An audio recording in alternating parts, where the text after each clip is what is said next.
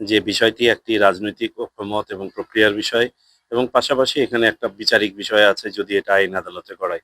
সুতরাং একটা সময়ই বলে দিবে। নির্বাচন কমিশনের বিষয় নয় এটা।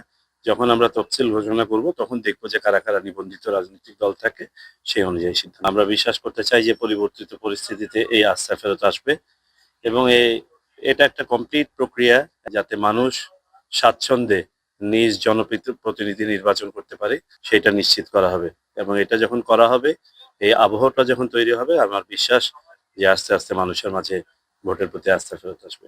সানবিট সব দিবে সামাল। সানবিট ম্যাজিক প্রেস ডিশওয়াশিং এর মাথা ঘোরানো সলিউশন।